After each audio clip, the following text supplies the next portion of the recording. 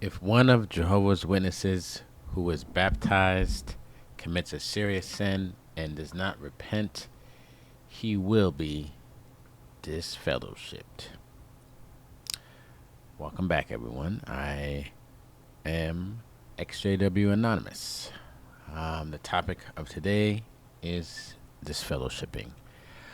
Um, from my first video that was posted, I've gotten a lot of good feedback from friends and family about it so far. I feel that this is a very important topic. Um, so we're going to go through some of it. I'm going to give my personal experiences. Um, New to the camera, so don't hurt me if I don't look directly at the camera. I have my notes here too. I probably will pull it up on my phone. It makes it a little bit easier to talk without looking over the other side, so I do apologize for that. Um, I'm going to probably split this up in parts.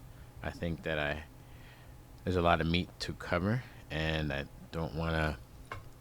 I want to be very thorough in my explanation and my feelings. So, um, as of right now, I do have this split up into four parts. The four parts are going to be, uh, for some of the people out there that don't know what disfellowshipping is, as far as Jehovah's Witnesses are concerned, there is the definition that I just gave.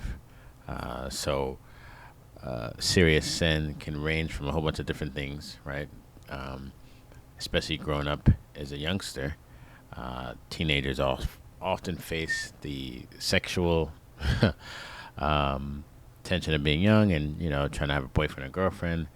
So that for young folks is one of the number one things of why they get disfellowship. So it's not that you actually commit the sin and you're immediately disfellowshipped. I will give that notion. A lot of times you have to be unrepentant, right? So for example, you would say, "Hey, I had sex with so and so," and you would not feel that you did anything wrong. So that's kind of one of an example, right? Most of the time, from what I remember, when witnesses were disfellowshipped or teenagers were disfellowshipped, that was usually one of the things that they did, right? So for me, this is a very heavy topic for me. I was disfellowshipped at a younger age. I think I was about 20, if I'm not mistaken. So, like I said, for those that are not familiar with Jehovah's Witnesses, it is the teaching of um, cleansing the congregation of unrepentant people. So they feel that if you did something that was against their religion and you weren't repentant, Jehovah's Witnesses feel that they should be segregated, and segregated means cut off. Cut off means if you are a baptized person, and I'll get to that in a little bit. If you are a baptized person and you do one of these sins and you're unrepentant and you do get disfellowshipped, you are not to have any communication to any fellow baptized Jehovah's Witnesses or Jehovah's Witnesses in general. You don't necessarily have to be baptized to not talk to a disfellowshipped person. Even if you are not disfellowshipped and you are a member of the congregation, you are not to talk to that disfellowshipped person. So that's kind of like the short gist of what I mean by a disfellowshipped person.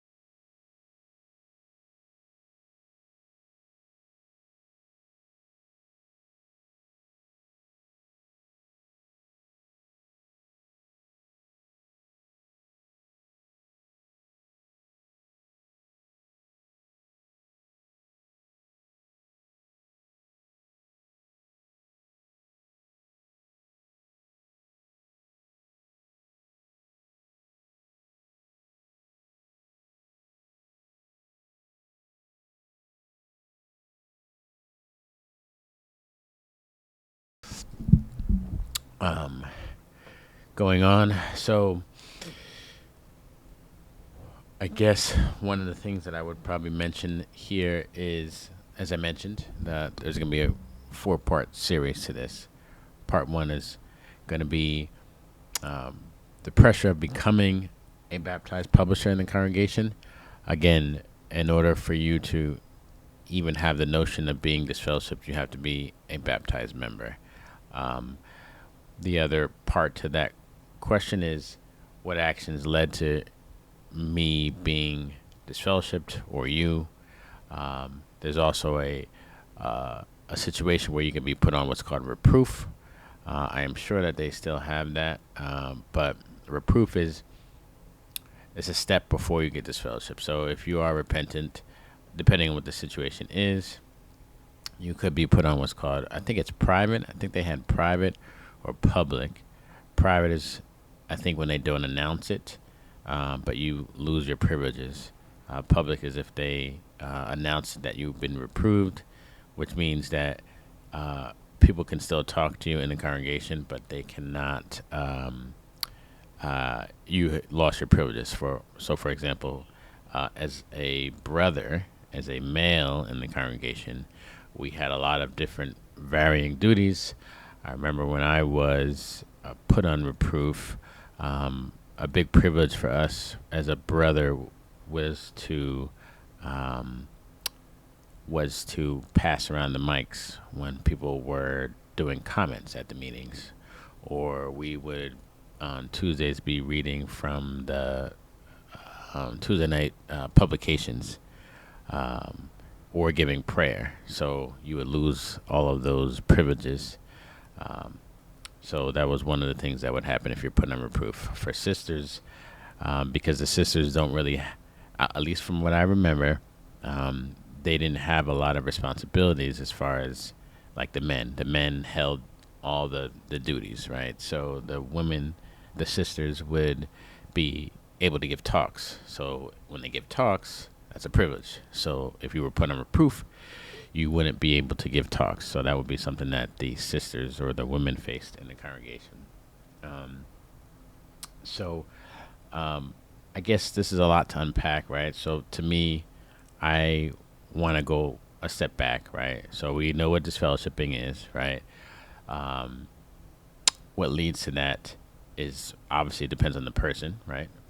But to me, this kind of starts with being baptized. Now, as growing up and after I'm out, I had a problem with this, right? When you are baptized, or when you're growing up as a youngster in the hall, what would happen is, I think we all can, for us that have been in here in this situation, right? We were always pressured to become a publisher, unbaptized publisher. That's what they called it. Then it was, hey, you're thinking about getting baptized. What's holding you back? It was always that constant nagging of giving yourself to Jehovah. That's basically what we're used to hearing, right? Give yourself to Jehovah, and you'll be a better person. Blah blah blah. So, as a young person, most kids, right? They want to appease their parents, appease their friends and family. So, we always strive to try to move ourselves to try to get baptized. I remember when I was growing up, I got baptized at 14, which was a mistake, right? Because my general statement is you're too young to accept that responsibility of being a baptized publisher. Most people that get baptized, I know in other religions, babies get baptized. That's a whole nother story. But as far as a religion, you can't be held accountable to some of the things that you would be agreeing to because you're a kid, you're a child, right? It's a lot of responsibility to take on being baptized. So again, being groomed from a young age to become a baptized witness is always the goal of the parents. It was always a constant fight for your children to get baptized before any of the other kids. We had, I got baptized at 14, but I remember some kids got baptized as young as 9, 10. And so that repetitive banging on the head of, working towards getting baptized is always something that was always in the forefront, right? Of becoming a full blown Jehovah's Witness, right? So that's why when people get disfellowshipped, especially the young kids, right? To me, it all starts when they were younger, and the constant pressure of becoming baptized. So to me, one of the biggest things I have a problem with is getting baptized at a young age. There's no way that a young child can make the decisions as an adult, because they're not an adult, they're a child, uh, as far as these kind of things that could happen. Um, I know that probably was a lot to take in, but those are my beginning feelings about that. Now, for me personally, this is definitely going to be personal. When I was disfellowshipped, there was a lot of commotion amongst that. So for me, I have a long story with that, so that's why I'm splitting this in a couple of parts. Um, when I was 19, I met a person, a sister in the congregation that had two kids. Uh, I was 19, she was 27. I know, crazy, young and dumb. Um, and we, we were boyfriend and girlfriend, funny enough. Again, in the religion, all of us know, right? What was ingrained in our heads is you date to get married. You don't date for fun. Another reason why I think that getting baptized at such a young age is a problem for young folks because, again, we all know kids have hormones, and we get a little crazy, and and it's expected like, hey, if you want to have sex, then you need to get married, right?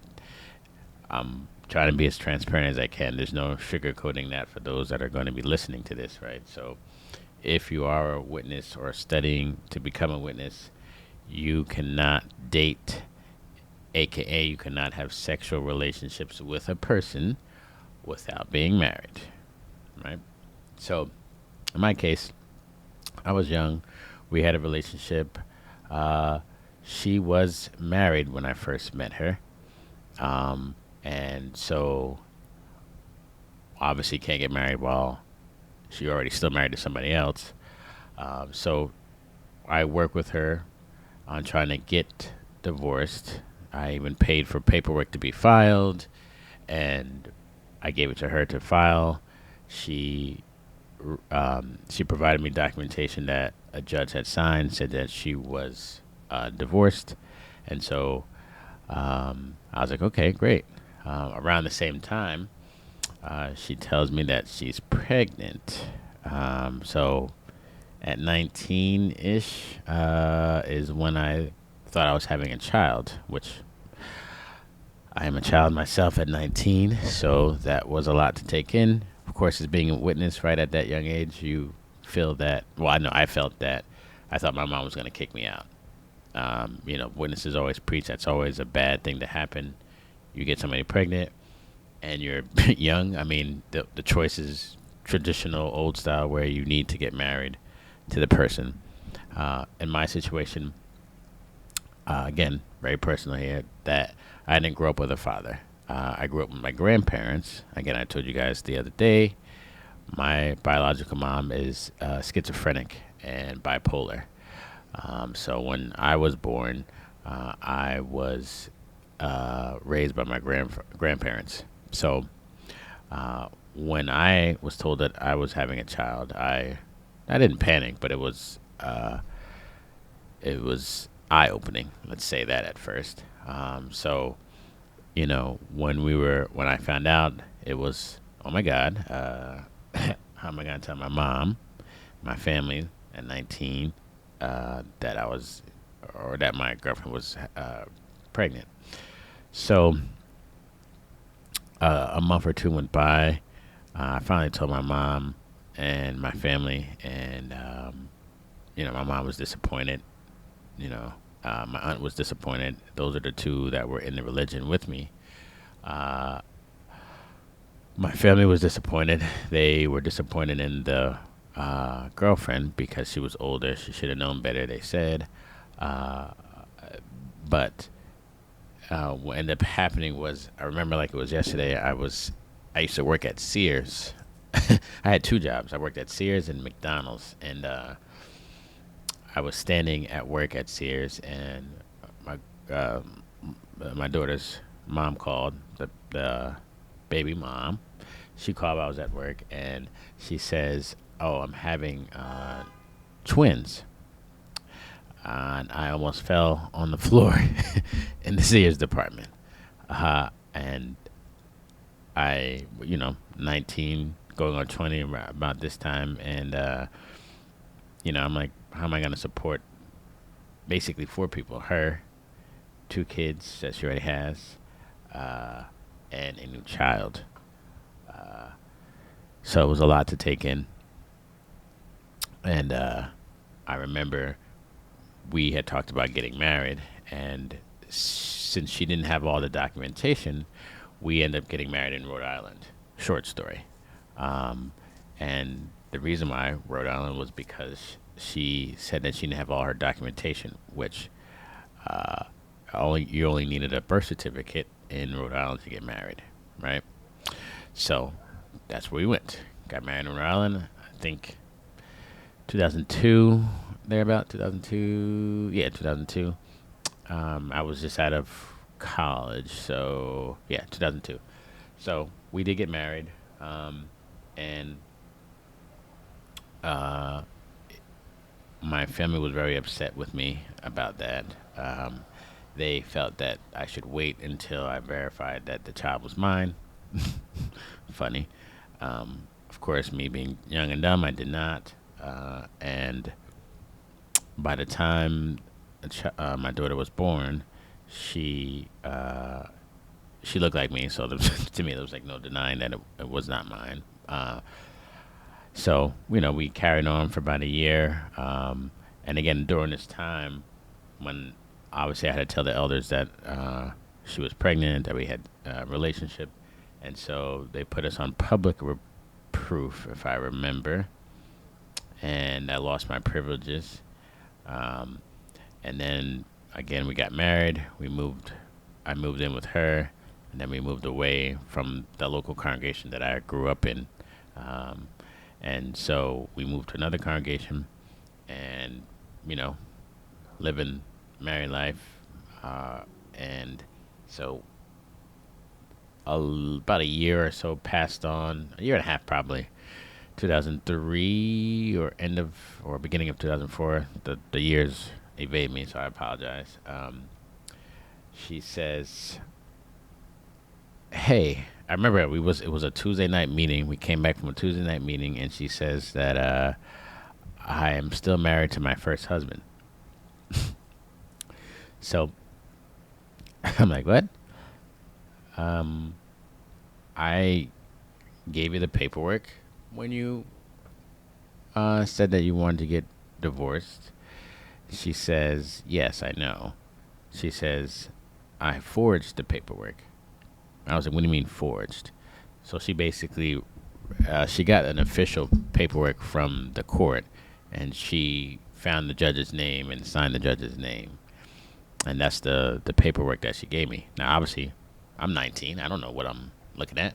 I see a judge's signature. I see the court, local court. So I'm like, okay, we're good.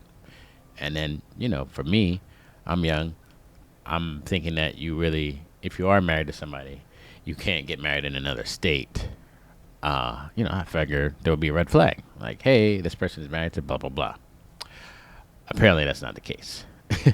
So, this was a very hard time because, when she tells me this, I had to let it, sink in. But ultimately, in the Jehovah's Witness organization, you can't be living with somebody if you're not married. So you know where I'm going with this. During the time of finding out that she was not really divorced, I had to move out. Um, Moving out at 22 ish, back to my parents' house was not the greatest thing, but my mom did let me move back. And, it was a hard time to go through because obviously my daughter was born, just born, and for me, I felt that I only married this person because I didn't grow up with a father, and I didn't want my daughter to grow up without a father. Even though yes, we live in the same state, I can visit. It's just not the same. So that was the main reason why. Well, obviously the religion. You got the pressure of you're gonna have a kid.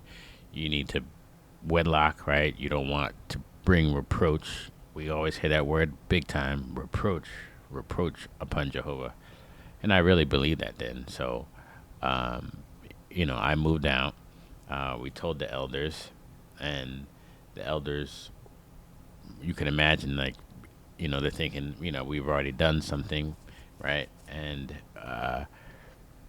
this is a big grievance. Like, they thought that we both knew that she wasn't married, divorced. So, the little tidbit that I did leave out, but on purpose, was when we got reproved, we were still having relationships. And so when we told the elders about us, or about her lying about not being divorced, she tells them the fact that we still had relationships after we got on public reproof. So with that statement, with those words, which was true, there's no sugarcoating that, we were deemed unrepentant, and so we both got disfellowshipped. Now I'm not necessarily mad at that, that she spoke up and I wouldn't even say told on us, but I mean, it is what it is. So at round 22, that's when I got disfellowshipped, and that was the main reason why. And just to be clear, right? We did get put on public reproof. We didn't tell the truth, and we're still uh, having relationships, even though we said that we were not.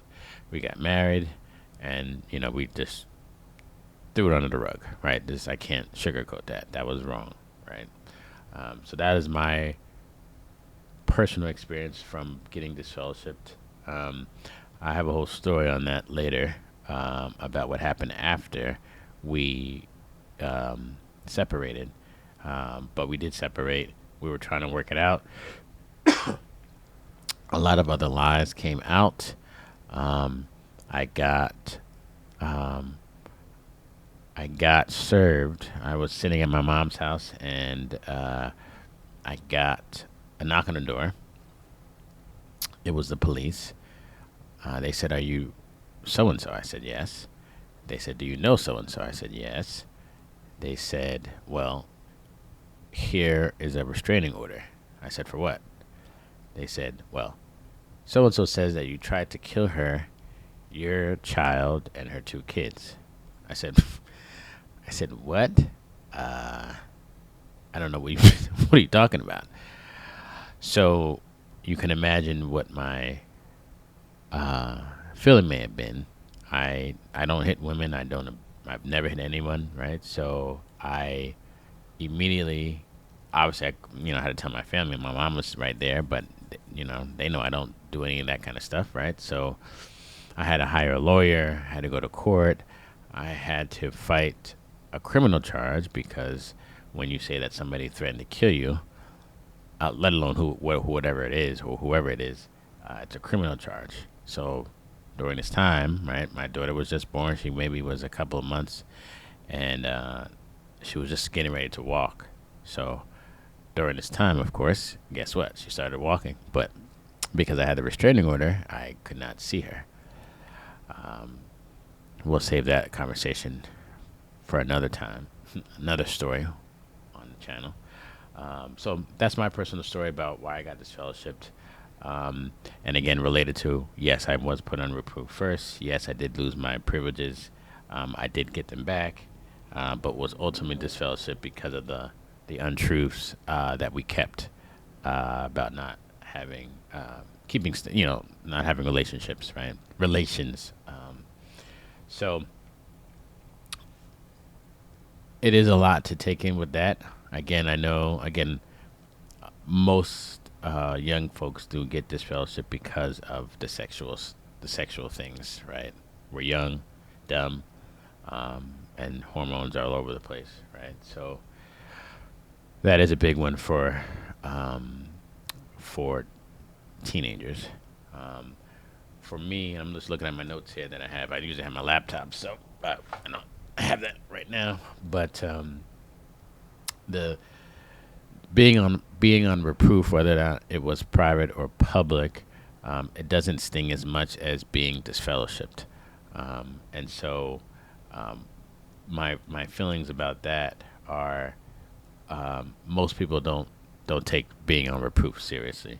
If I'm just being honest, right? Hey, you did something, depending on what it was. You know, if you show a repentant attitude, like, hey, never gonna do this again. It was a one-time thing, then you usually put on reproof, right? So, it does tie into the putting fear. Like, this is like the first sprinkling of, you have to get back. If you don't come back, you have this mysterious unknown around you, or aura about you, because the world is out there and you're safer in the organization. So it starts with the feeling of reproof, right? Reproof, you just lose your privileges. You can still talk, right? But having privileges in the congregation was a level that we tried to strive uh, to make, really make a name for ourselves in the hall, right? So that was what I feel about being on reproof. One of the other questions or comments that I have about reproof was, uh, what were the circumstances of how your act of sin or action was found out? That's kind of a big one, right? Being young in the congregation, what would happen is, a lot of times, again, kids were having sex, or there's something else that's happening. Who was going to be the ones to tell the elders? So you always were friends with, various people in the congregation. Um, did you tell on yourself, right? Did you do something, and did you go to the elders and tell them yourself? Did someone see you doing something and you didn't say anything, and it was found out, right? That all plays a part, in how the body of elders. Oh, let me pause on there for a second. So the way disfellowshipping works, for people that are not Jehovah's Witnesses, or not too familiar, I know a lot of people won't agree with this, but the way that the church or the congregation is set up, you have certain bodies of men that do various things, and the body of elders is pretty much like, you can consider them like the old men of the congregation, right? When things happen, they form these committees. So for a disfellowshipping, it's called judicial committee. Almost think of it like a court, right? An internal court, that you would go to. So I think at the time, there was usually like three elders that would discuss with you what you did, what was the scriptural basis, and what was going to be the scriptural basis of what they were going to do to you, basically. So, it's almost like men are judging your actions, and they're using the scriptures to give you or hand down the action, whether or not that be reproof or that be disfellowshipped, et cetera, et cetera, right? So, this was like in my situation, right?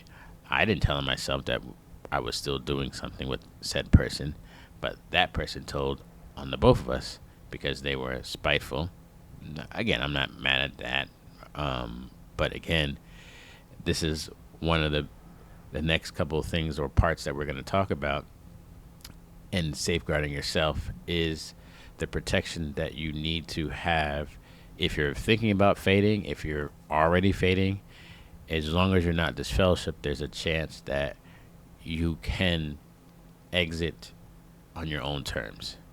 And what I mean by that, again, in the next couple of parts, but what I mean by that is, because I was forcefully exited or disfellowshipped, I had no time to prepare myself for what was to come. What was to come was initially a lot of heartache. You have to remember when you're disfellowshipped, when they make that announcement, which is the next part that we're going to talk about, is you're now cut off from everyone. And everyone, if your parents are baptized, that means them too. Now, technically, they're not supposed to talk to you. Nobody's supposed to talk to you at all. That is baptized publisher, and any of your friends and family. You call them, they won't pick up. You call your parents in some extreme circumstances, they won't pick up. The next chapter, the next part, will be the announcement night. Stay tuned.